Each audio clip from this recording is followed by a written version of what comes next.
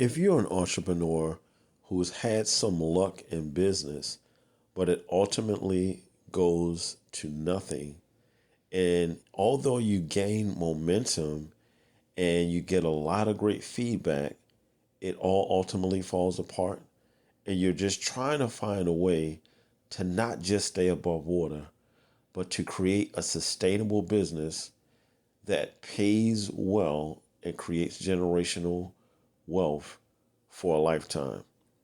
Well, look no further. You've come to the right video.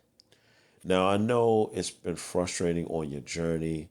You've finally found something that works, but it still doesn't seem to be enough. And it seems very short lived. Then, in the back of your mind, you listen to the statistics of how the average business doesn't last longer than 2 to 5 years. And you feel that you simply fit that category. And why is it even worth it? Right? Now, in this video, I'm going to share with you the one big mistake that entrepreneurs make that will usually put them in a position like this. But by the end of this video, I'm going to share 3 simple steps that will change everything for you. And when I say simple, I mean simple. Let's get into it. The one big mistake that I know for a fact that a large number of entrepreneurs make when they get into a business, and whether it's a good idea, something that's proven or not, is they fail to count the cost of doing business.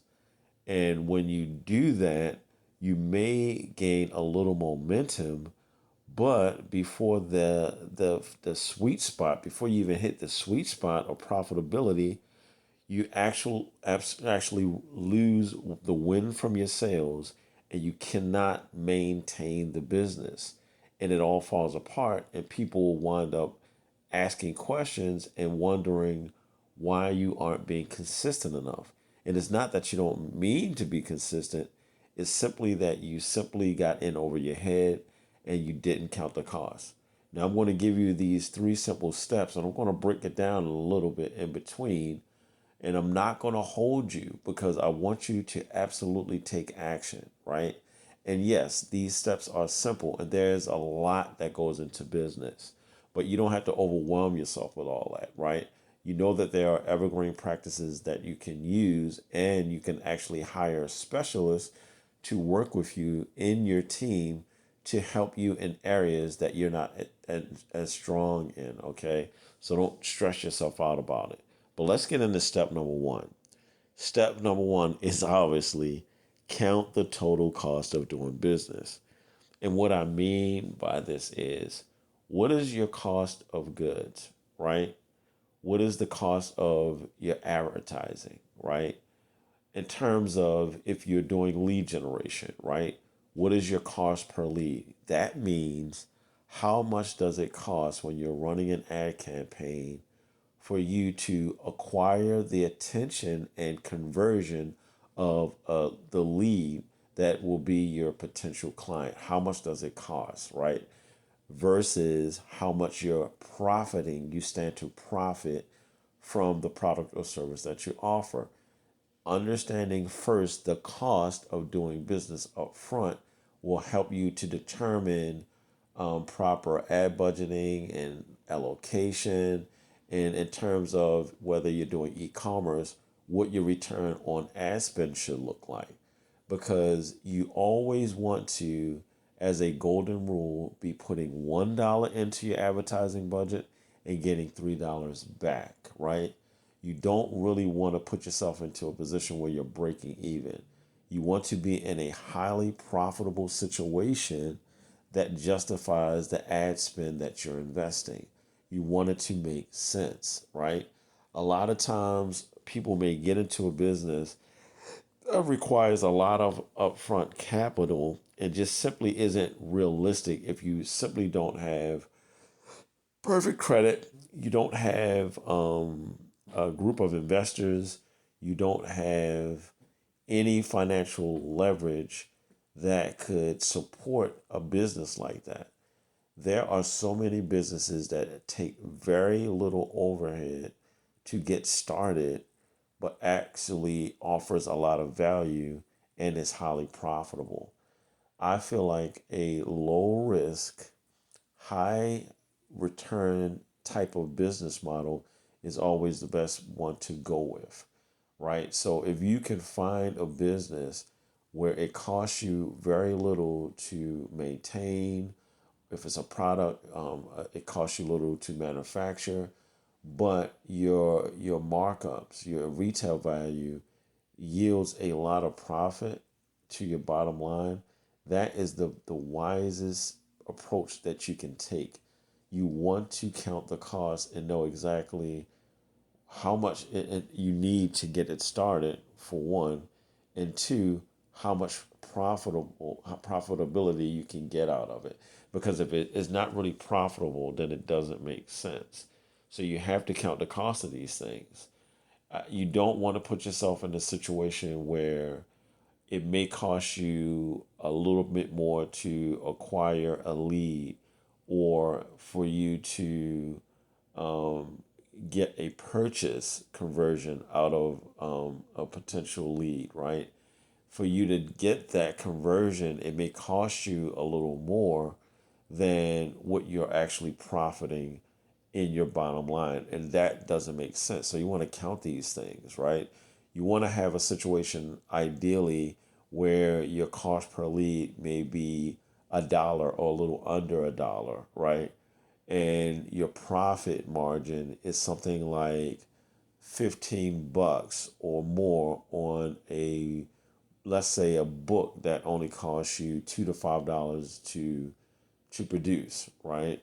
So now you may sell that book for $20, and if it costs you $5 for you to print that book, right, and have it fulfilled, then you're now profiting $15. And let's just say your cost per lead, a cost to get someone to click over to that link to check out the book, right, or to put in their information into a opt-in page, right, within a lead generation funnel, right. You're now only spending $1 more out of that profit, so you're still walking away with $14. That makes sense. And that's just an example.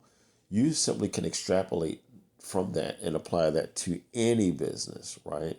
And I'm just kind of trying to keep it as simple for you as I possibly can, and not trying to overly complicate it. I want you to really understand what it means to count the cost in doing business, and in terms of the advertising, in terms of fulfillment, in terms of manufacturing, whatever it is that it requires for you to get that value to that customer.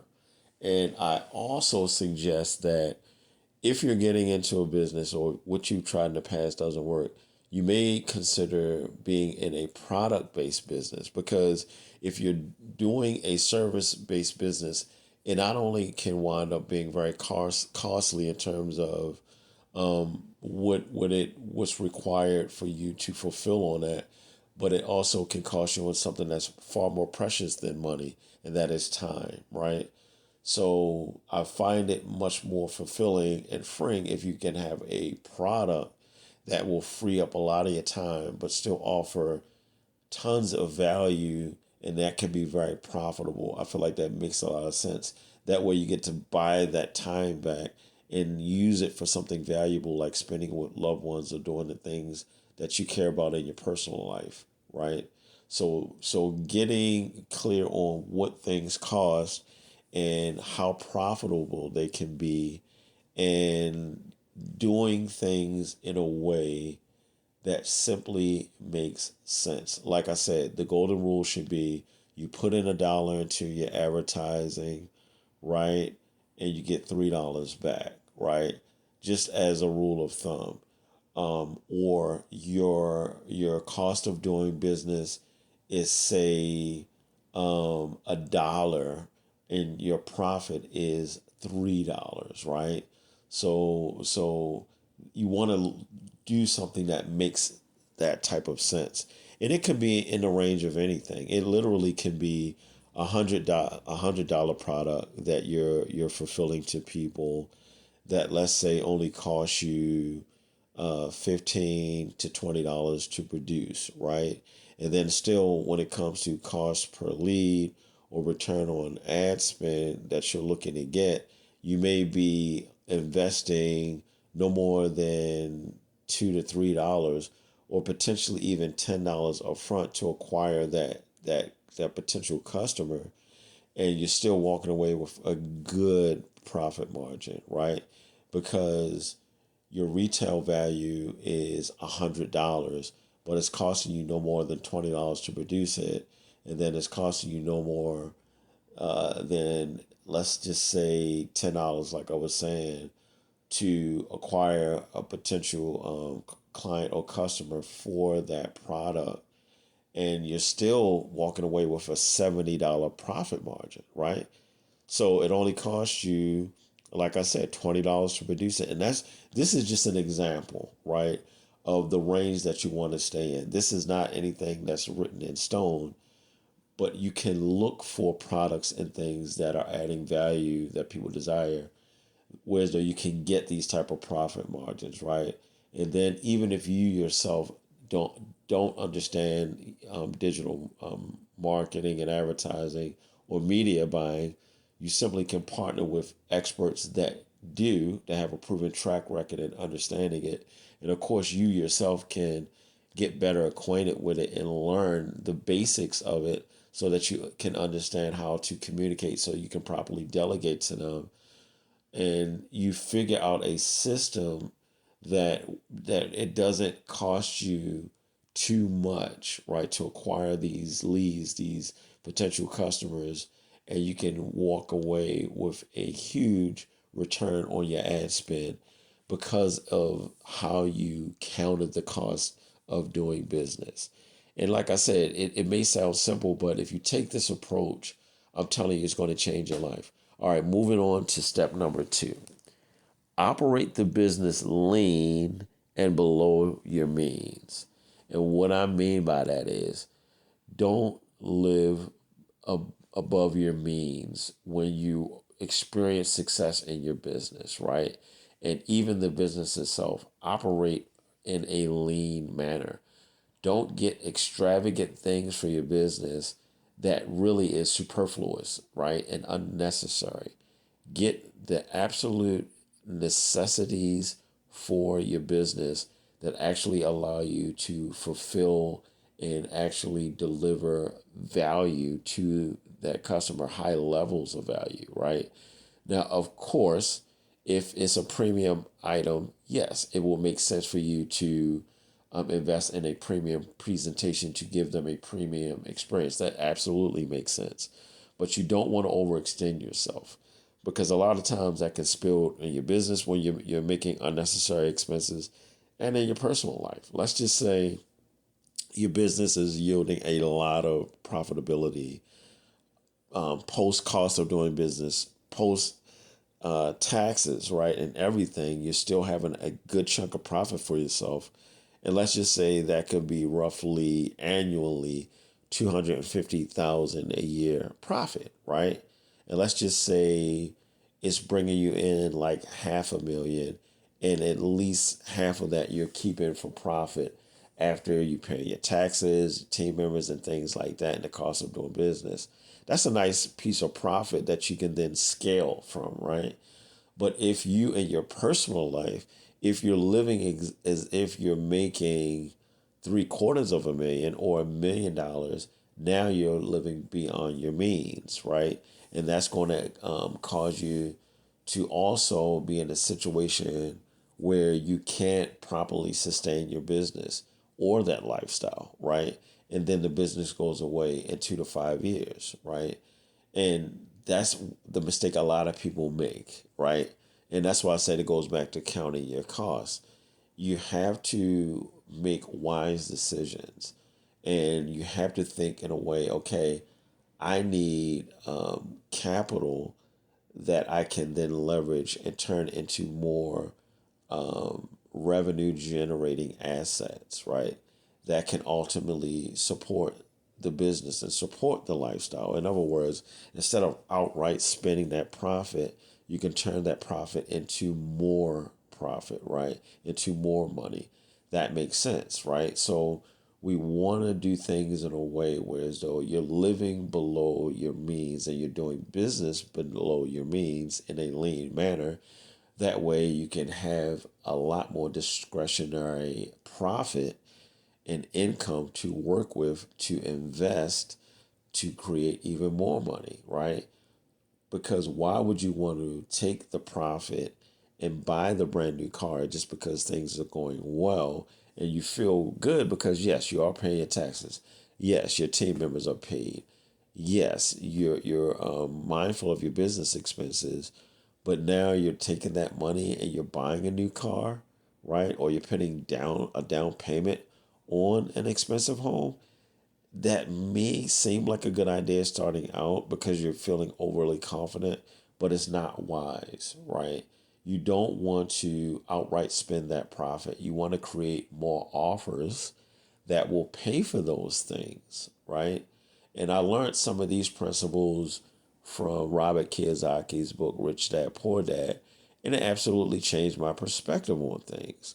Why would I want to outright spend my money and buy a bunch of liabilities when I can actually invest in more income generating assets that can actually allow me to afford, these liabilities that, provide comfort and entertainment. There's nothing wrong with having those things, but you want to do things wisely.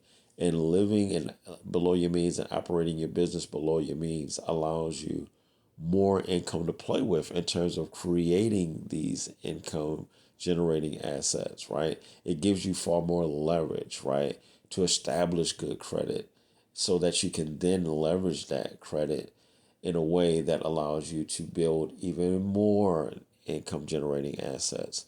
You want to think like that because moving too fast because things are going well is often how a lot of businesses go out of business, right? Because they're overextending themselves. They're living beyond their means in their personal lives, and they're actually incurring a lot of unnecessary expenses within their business, right?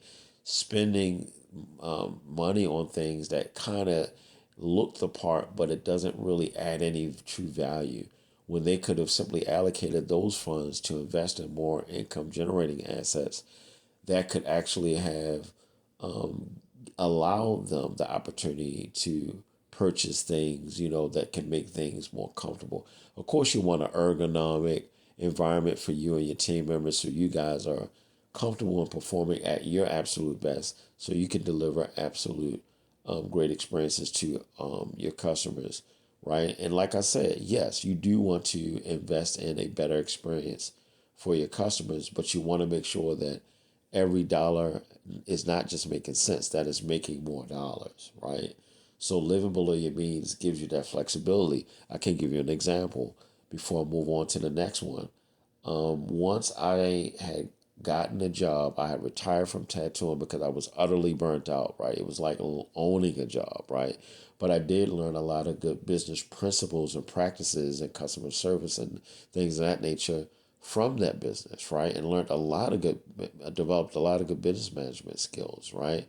But like I said, ultimately, because that service based business was like owning a job and it was utterly time consuming and robbing me of precious time that I could be spending in building stronger relationships within my family, I say, you know what, a product based business model utilizing these principles would actually fare well for me. And what I discovered is by me getting a full time job and working part time on my product based business model, it allowed me the time and resources to really tool up, to really actually prepare myself for the marketplace with a really great product that I had feedback on. But I was able to do that because I was personally in my personal life living well below my means, right? And I would absolutely use lean approaches to business that would give me effective results and where I could offer a lot of value in the marketplace, without me overextending myself at a point where I currently was not ready, right? Just because I want to, look cool or follow behind other entrepreneurs who simply may be at a higher level than me. I said, no, I'm going to stay within my lane and stay within my means and well below my means so that I can better leverage my financial resources. And it's been a game changer for me, right? I've not only been able to provide more for my family, but I've been able to sustain a lifestyle that not only provides me comfort, but allows me to stay focused and to continue to generate more value for my business moving forward. So that was step number two, operate lean and live below your means in terms of your business and personal life. Moving on to the final step, right? Now, as I always say in my videos, all of the steps are foundational. But if you fail to not use the final step, which I always feel is the bedrock of everything else falls apart or is simply useless, right? So, step number three is only sell what a large group of people want to buy that also has evergreen value. Now, this is the crux of everything, guys, when it comes to having a sustainable business that is built for longevity and actually creates a lot of room for customer retention, right? In a realistic way. And what do I mean by that? Meaning, you may have a lot of good ideas from your childhood, a lot of things that you really wanted to do, a particular book that you wanted to write telling your personal story, and the reality is no one cares. People only care about what matters to them and what adds value personally to their lives, right? And what that means is people are only going to do what they feel like doing in the end of the day.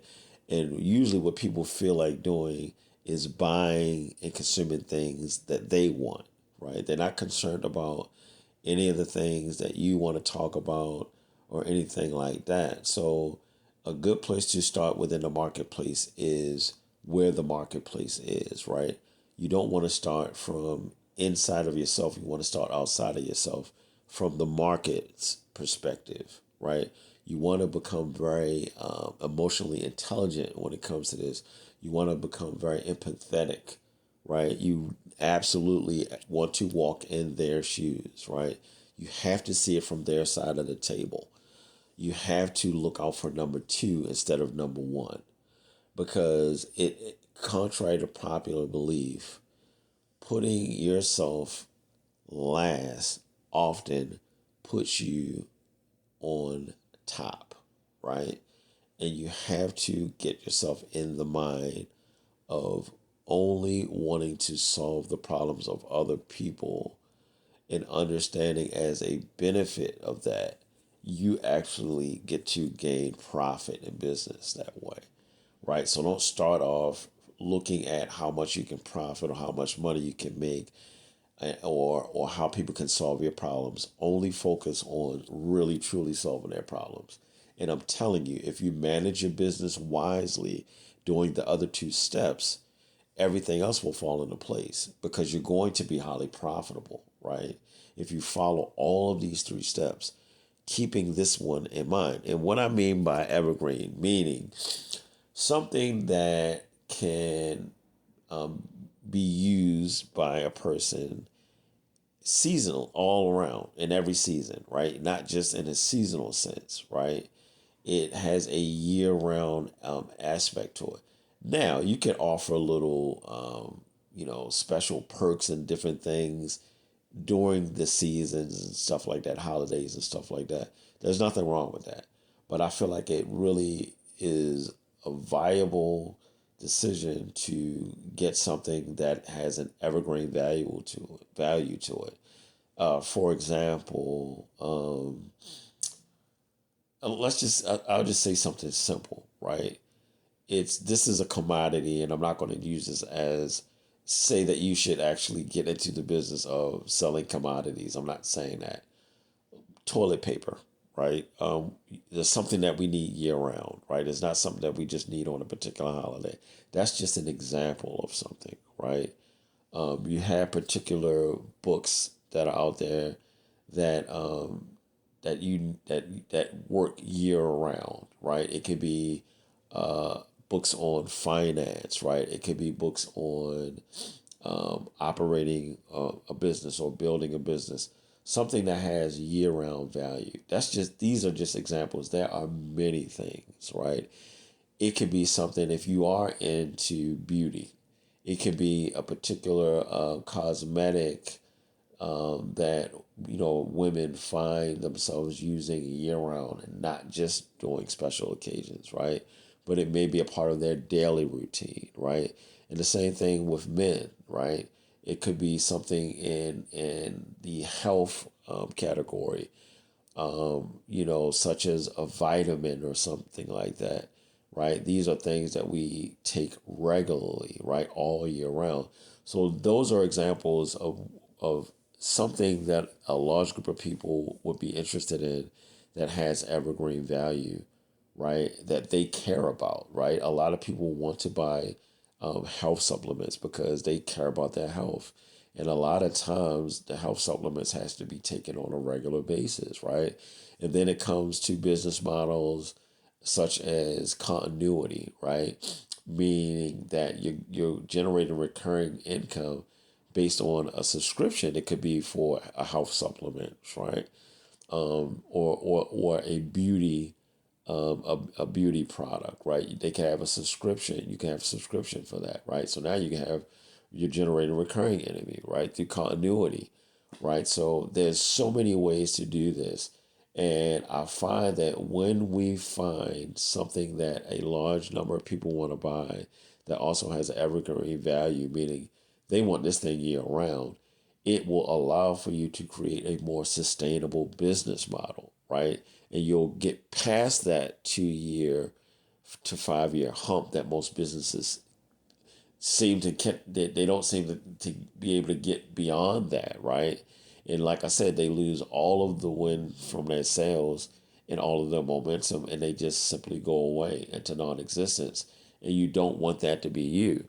And I hope this video was helpful to you, and I hope you take these steps to heart and really implement them in your business. And of course, there's a lot more to business that you will have to learn. But assuming that you have a lot of great experience and you understand a lot of the other things, but you just simply haven't been able to create a system that's sustainable, right? That will give you the longevity that you've been looking for. I believe if you apply these 3 steps, it will absolutely change the game. This is Russell D. McLean signing out. Until next time.